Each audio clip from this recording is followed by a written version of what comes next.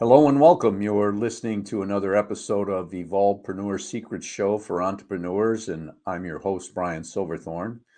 And my mission is to always help entrepreneurs make a difference in their businesses and to help them often through the messy worlds of startup, growth, or relaunch. And today we're going to dig deep with our special guest, Chris Miles, and we're going to get you some great concepts and strategies to help you fast track your business. Um, Chris is what he calls himself the anti-financial advisor, if I got that right. And I'm sure there's a lot of interesting thoughts that go around that. So I will let him explain that further. Welcome to the show, Chris. Hey, it's a pleasure to be here, Brian.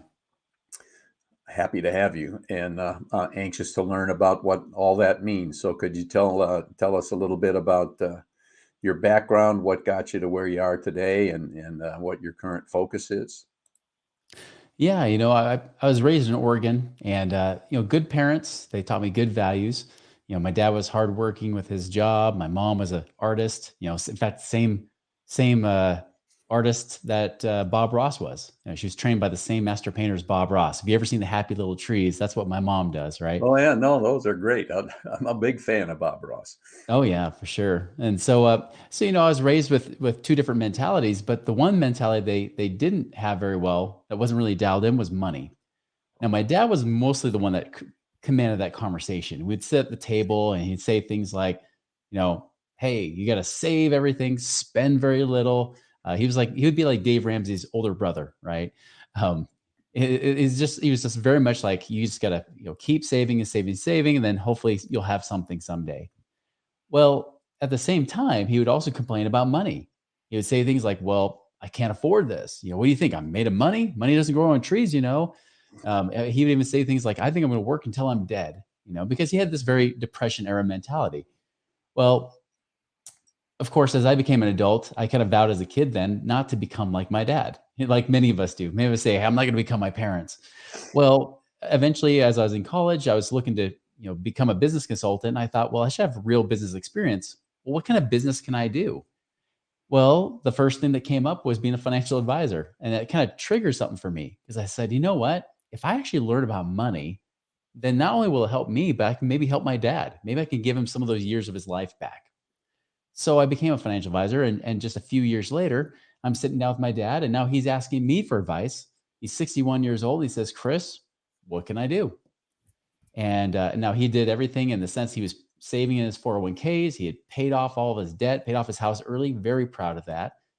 And as I looked at his finances, I said, Dad, well, once you retire, you better hope you die in 5 years because you will run out of money. So despite him saving and saving and saving for so many years, doing everything that we've been taught to do, including everything that I taught as a financial advisor, he did all of that. He was doing it to the T, yet it wasn't enough. And so he said, well, that's not the answer I was hoping to get from you, Chris. I said, no, it's not. Well, what do I do? I don't know. You've pretty much tested the limits of financial advising right here. And as I started to think about his situation, I started to look at my own clients, and I realized even after decades of advice, they weren't financially free either. And then I looked at the other financial advisors in my office. If it weren't for the commissions they're earning from their business, they wouldn't be financially free either. Their investments weren't enough for them to be able to retire. And then I looked at myself, and even though I vowed not to become my dad, I found myself being cheap, save everything, trying to pay off my debt, doing the same things he had already just done. He was my future. And as I saw that future, I said, that sucks. That does not look good. I don't want that future. And so it got me on a journey. I was like, well, I got to find something else. And of course, when the student's ready, the teacher appears. As I started to really look at that, I found guys that were real estate investors, people that were retired in their 20s and 30s that actually had been there and done that. And as I started to understand how they saw money, how they focused on cash flow, not accumulating money, I started to realize there was the key to freedom. And later that year, I actually became financially independent myself, 28 years old, able to retire, wondering what the heck I'm going to do with my life. And after 6 months of kind of this crazy transition, I finally came out and came out. I came out of the closet. No, I came out to be a coach actually. And so, because everybody kept asking me, well, how'd you do it, Chris? And at first I kept just trying to push them away. But then after several times being asked that question over and over, wondering how this 28-year-old kid has, got to the point where he doesn't have to work anymore, I finally stopped fighting it. And I decided to create a business from it. And that's what I've been teaching ever since. Well, that's great. So I'm guessing that what you're coaching involves real estate investing or Yeah. other things as Alternative well. investments. Yeah. Like real estate investing, oil and gas, could be land, it could be other stuff, things that financial advisors never offer. Because all the financial advisors offer, I call it financial Mexican food. It's like the same ingredients, but they just call it different names. But it's really just the same old thing. It's just mutual funds and insurances. That's all they offer. And none of those things will work. And so we go the alternative route, things that have been proven to work that actually get people to retire, or have the option to retire, become work optional, even in their own businesses within the next 5 to 10 years. Oh, that's great. Yeah, and I know a lot of I've got some good friends actually. One lives in Grants Pass, Oregon right now that he made all his money and still has a nice cash flow from real estate investing. So now he just fishes on the Rogue River, I guess it is there. So I've been water rafting on that. It's a fun river. yeah, yeah. So you you kind of learn by seeing what was supposed to work wasn't working. So Mhm. you kind of went against the grain there and found something good, and that's great. So what do people that are interested in what you do and the advice you can give them? What do they look like? What's your ideal client look like, and how does that person find you? Yeah, I mean, most people usually find me through YouTube or our podcast and things like that, or interviews like this. It's pretty easy to find us even on social media and stuff. But I mean, most of the time, they're people that have. They're usually people that say things like, "Okay, I've got this money. I've done everything I'm supposed to do, but now what?" I get a lot of people that say, I've saved up maybe 300, 400, 500,000, maybe millions inside of savings accounts or mutual funds, especially if you're a business owner. A lot of business owners will keep money sitting in savings because they're like, I just don't know what else to do with it. I don't trust the stock market, and rightfully so. I trust me in my own business, but what do I do with this money that's just sitting there? It's almost burning a hole in my pocket. If I keep investing in my business, sometimes there's that law of diminishing return. When you invest in things in your business, you're like, ugh, I'm just throwing down the toilet now. Like, it works to a certain point, but then you overspend and it doesn't come back to you anymore. So those are the kind of people that usually come to us. The people that say, I'm looking for something different. I don't want to just take the same old ordinary path everybody's taking, because ordinary people are broke. Ordinary people are not financially free. What can I do that's different? Okay, so and they find you primarily through social media. What's the avenue that works best for you right now? A lot of times people just go to moneyripples.com, social media. There's all the at Money Ripples, signs. I don't know what you call it, at Money Ripples, whatever that thing's called. Yeah. But a lot of people actually find us through YouTube as well for our Money Ripples channel. Okay. So they're just people out there surfing. You're not, and they find you organically. You haven't got any particular outreach program or anything like that for bringing them in, or is it not necessary? Usually not necessary. We usually have more than enough people coming through, just because we've gained more followers every day. Just Oh, more and more good. people looking for answers, and we pop up. Good. Excellent. So you're a financial guy. Do you have any particular revenue goals for the next 12 months? Yeah, definitely. I mean, we've already well surpassed, $1 million in our business, and that's actually funny thing is, I actually didn't start hiring people until I broke $1 million in our revenue. So now in the next 12 months, we're aiming for about 2.5 to 3 million revenue. Excellent. Excellent. So do you see any particular roadblocks that you'd have to deal with that are right now maybe preventing you from getting there? The main roadblocks was, I shouldn't say roadblocks, it's roadblock. It was a single roadblock, which was me. Um, that's what I realized. Because remember, I mean, I got financially independent. I didn't need the money. In fact, I actually was, really kind of retired even in 2016, 2017. My wife and I, we go snowbird. We like snowbird down to Southern California for a few months. And I was just kind of enjoying life. And I was just consulting people part time and doing that. But then it was about 2 years ago, back in about 2019, well, really 2020. that I kind of had this renewed sense of purpose because I said, if I'm been so blessed, I can just live a quiet life, or I can actually teach people what I know and help bless more lives. And I believe that we're all sent here on this planet for a mission, right? I believe we all have a purpose in life, and we have a purpose to serve other people. And how we go about doing that is, what is it we can share that will be a benefit, where we can leave a footprint on this planet. Mhm. And it got to the point where I said, okay, I can either stay comfortable, or I can get out and do something else, and do something more with my business. And it was kind of scary because it's kind of nice when you're just flying under the radar, you're just helping a few people, you're doing your thing. But then, really it kind of popped in my head in 2020. I said, I really want to help 1,000 people become financially independent by 2030. And that I can't do that just being quiet. And even though I had a podcast, I was still doing that, but I wasn't big time promoting it, anything. I wasn't putting no money into ad spends, nothing, right? But naturally, it was just starting to grow and create a life of its own. And pretty soon, as more and more people started asking for help, I said, "Wait a minute! If I keep this up, I'm going to be full time again, not part time."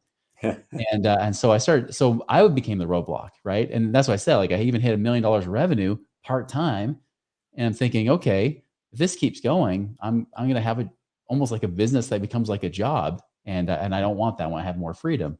So then I started hiring more people. I started letting go of control, which for me was a big thing. Because and if you ever watch any shows like Kitchen Nightmares or any of the reality shows, or even like Marcus Lemonis on The Profit, right? It's almost always comes down to the business owner who doesn't want to give up control, or something like that happens, and it's preventing the team from expanding or growing. And that was me. I wasn't as extreme as some of those people. I wasn't as dramatic, but I did have to start letting go and delegating some of my roles, to the point where now I'm more of as a CEO, kind of a visionary, and I'm also just more the teacher and the face that way. But now I've got everything delegated out. We finally got the team members in place as of this year, 2022, and it feels good because now it's like, all right, get off my plate and let's let you guys go. And that's now kind of removed a lot of those blocks, and especially with all the marketing and stuff we have coming out with documentaries that we're a part of, and real estate investing documentaries and movies and things like that. It's an exciting year for us. Well, good. That's great. That's a smart move. One of the best ways to grow is if you can find the right people, those that are smart. They fill in the blanks that you don't fill or you don't want to fill, and you can treat them well and allow them to grow as well. Then your business is going to take off.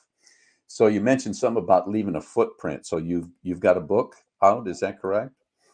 Yeah, I have a book on our website. It's called Beyond Rice and Beans: 7 Secrets to Free Up Cash Today, and kind of actually sharing about my journey as well as my clients. Is what are the 7 key ways that my clients have freed up on average over 34,000 a year in just the first year alone. And so it's kind of just giving those quick tips. It's one of those easy books you can pretty much read in a half hour. It's funny, in college, when I was trying to get my bachelor's, I remember writing my thesis, and I had to add graphs and pictures, and the thesis was only about 35 pages long. Mhm. So I'm not a very wordy guy when it comes to writing. And same thing with this ebook. It's pretty easy. It's practical. You can apply it and use it right away.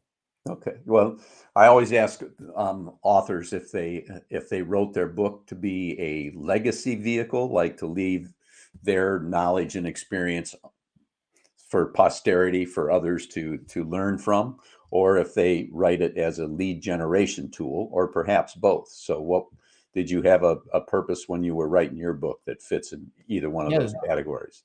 the ebook was really like because everybody kept asking for something to read, and it became more of a lead generation tool. For me, the podcast that I've had for the last 8 years, the Money Ripples podcast, that actually I created my first version of that even before Money Ripples, back in 2008. I started recording podcasts because that I was worried if I ever died young, I wanted my kids. I have actually a blended family. I have 6 kids from my previous marriage. My wife has 2 kids from her, so we have 8 kids together. Wow. I wanted to make sure I had something that could be something that they could learn. So if they were too young to learn it from me personally, then there was something I could pass on. So the funny thing is, I actually started the podcast more as a purpose for one, something that my kids could listen to, and then two, just to answer those frequently asked questions that clients always ask.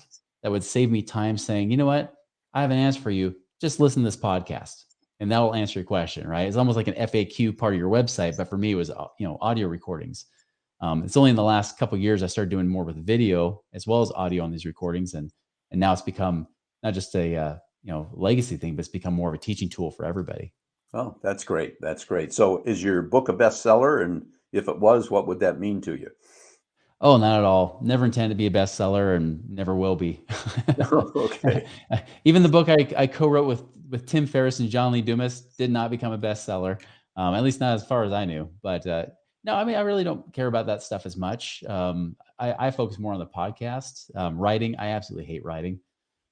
So I have no aspiration for being and notice I always say, you know, well, I said writing, but I'm not a writer.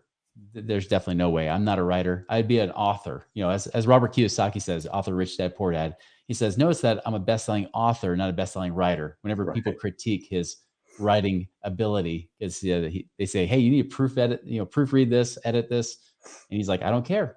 Yeah. I'm a best-selling author, not a best-selling writer. Right. Good. That's a good point. I've read a number of Kiyosaki books, but I hadn't heard that distinction. That's a good one. Mhm. So, on your podcast, do you ever consider, well, who do you usually invite to be guests? Are they subject matter experts, or have you ever considered inviting potential clients to be guests? It's funny that you say that because I've actually shifted the podcast focus. Fun enough, I had to freeze all guests in 2022 and say I'm not taking any more till spring of 2023, partly because I had a backlog. So I would bring on experts, especially in the investing, real estate investing space or places like that. But more recently, I've actually been inviting my own clients to come on, really bringing them on to say, share your experience, especially if they're on that journey. Because I noticed that the episodes that got downloaded the most weren't the big name people, although that helped, and those got listened to. The biggest ones were the ones about ordinary, average people just like them, trying to go on that same journey. But like my clients are just a few steps ahead of where most of our listeners are, right? They're already on that journey. Some of them are already financially free. Others are on the process. Maybe they've got 3, 4,000, 5,000 a month coming in passively. So they're like, yeah, I'm 50% to my goal, almost there. Those people get a lot of value after hearing people's experiences. They're just like them. And so I had to get rid of the ego a little bit and say, well, stop bringing on huge guests all the time, although it's not bad, but really bring on real people that can share experiences that can help get people from that point A to point B. Yeah, I think that's an excellent way to go because you can listen to an expert or somebody Mhm. that's at the top of the heap, and a lot of people will say, well, that's not me, I'll never get there. But if they Mhm. listen to somebody that is a kindred spirit, so to speak, in background and work and that sort of thing, and they're doing it, then there's a whole lot more believability from the listener's point of view. So that's a That's great right. strategy to do that. Well, we're getting up toward the end here. Do you have any? Let me ask you one more question. What's the best piece of advice you've ever given one of your clients? Boy, and I give a lot of advice. uh, I would say this, it really is what my shirt says, right? That cash flow equals freedom, you know? And this is true if you're a business owner, especially like everything's about cash flow, and when I say cash flow, I really mean profit, right? Very similar when you read Robert Kiyosaki's books. It's always about profit. Uh, in business, especially, so many people focus so much on trying to get profit. And, I remember even when I was a financial advisor, I had a brother-in-law that came from a wealthy family here in Utah, and he had his own business. And I sat down with him. I finally had enough, pride and ego to say, you know what? I think I could teach him a thing or two about money. So I sat down with this brother-in-law and gave him my spiel and everything, wore my best suit, brought a guy from my office to back me up because by the mouths of 2 or 3 witnesses shall every word be established. Sit down with him. And after I'm done with this presentation, my brother-in-law says, well, that's nice. Well, let me ask you this, Chris. Say I give you $10,000 just to play with. You're saying in the mutual funds you can make me 12%, because back then we actually believed that was true. It's bull crap. Never has been 12%. And I said, yeah, 12%. That's $1,200 a year. Isn't that amazing? He's like, all right, Chris, but understand, I can take $10,000. I can invest in my business and make $20,000 in a couple months, because he bought and sold trucks. He was in the auto dealership business. He's like, I can take that 10,000, make a $20,000 profit in a few months. So why would I invest my money with you? And I just said the same thing every financial advisor would probably say in that moment. Well, you should be diversified. You shouldn't put all our eggs in one basket. Besides, business is risky. Uh, and the truth is that was bull. And he knew it. He sent me with my tail tucked between my legs. One of the best things ever, because it got me to start doubting what was going on before I met with my dad. And then it just was the nail in the coffin, right? Before I realized financial advising doesn't work. But he was right. The best investment for many of us could be your own business right now, especially if you're just starting out or you're just transitioning. It's okay to have some time to hustle and do the things that are necessary to get your business off the ground. But once you get established and it's off the ground, then you need to start looking at things a little bit differently. Now, instead of just taking all your money and just putting it back in the company. By the way, whenever you say you reinvest money and you're reinvesting all the money, what you're really saying is you're spending all your money. You don't have any profit. That Yeah. profit needs to come home. That cash flow needs to come home to you. One, because your spouse will love you for it. But two, take that money and then use that to create additional streams of passive income outside of your business. Because if we learn anything in 2020, businesses have become non-essential based on whatever the government says it is. First time I ever thought that, man, my business could be shut down legitimately and not because I want it to be. And I thought I had all the control as an entrepreneur. So that's the key, is have multiple streams of income. Once you get that business off the ground, it starts becoming profitable, be sure to take that profit and then use that money to create other streams of multiple streams of income so that you know that no matter what happens in life, you are safe. Your family is safe. That's great advice, Chris. I appreciate that. So, how do people get a hold of you again? And best way to do that, you can go to moneyripples.com. We got tons of information on there, and there's also a place you can contact us. Great. Thank you so much. Well, folks, that's a wrap on another great guest episode of the Evolvepreneur Secrets Show for entrepreneurs with our guest, Chris Miles. And just before you go, if you like the episode, please give us a 5-star rating and maybe refer a couple, 3 friends to listen. And if you want to miss or want to make sure you don't miss any future episodes, go to evolvepreneursecrets.show and subscribe. So until next time, and if you're an entrepreneur, make a start on your next great idea today.